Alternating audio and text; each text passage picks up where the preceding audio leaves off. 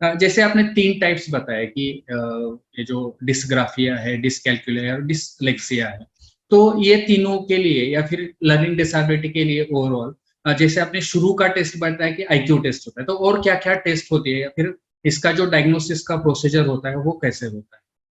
है? तो जैसे हमने बोला, जैसे ही माँ बाप को लगने लगता है, जैसे आपने भी अभी बोला है कि ये राइट लेफ्ट वगैरह भी जो डिस्प्राजिया बोलते हैं, तो बहुत सी बार ये एक चीज नहीं होती। बहुत कम बार देखा जाता है कि बच्चों में सिर्फ एक ही चीज है, जैसे डिस्लेक्सिया, ये दोनों भी साथ साथ में भी हो सकती है। तो ये सारी चीजें कंबाइंड में आ सकती है। तो जैसे ही माँ बाप को पता चले, पहले तो प्रोफेशनल के पास में, साइकोलॉजिस्ट के पास या साइकाट्रिस्ट के पास जा सकते हैं, जो पहले डिटेल भी हिस्ट्री ली जाती है, सारी जानकारी की क्या क्या है, जन्म से लेके सारा, और उसके बाद में पता चलता है तो हम साइकोलॉजिस्ट के पास भेजते हैं, जो आईक्यू टेस्टिंग जैसे उन्होंने बोला सबसे पहले। दूसरी चीज है कि उनका हियरिंग का भी करते हैं, क्योंकि कभी कभी अगर सुनाई देने में दिक्कत है, तो जो बोला जाता है वो बच्चा सुन ही नहीं पा रहा है, इसलिए बता नहीं पा रहा है, तो हियरिंग का है, विजन का है, वो होता है। और फिर बहुत सारी बैटरी ऑफ टेस्ट है जो स्पेसिफिक लर्निंग डिसेबिलिटी के लिए है,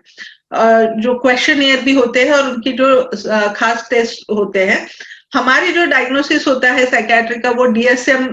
जो है मैनुअल हमारा, उसके आधार पे हम डायग्नोसिस करते हैं। उसमें जो सिम्टम्स बताए गए उसमें अगर फिट हो रहा है बच्चा, तो उस हिसाब से डायग्नोसिस, या फिर स्पेसिफिक टेस्टिंग जो होती है वो साइकोलॉजिस्ट से करवा के लेते हैं, और उसके आधार पे फिर हम बताते हैं कि फॉर श्योर क्या प्रॉब्लम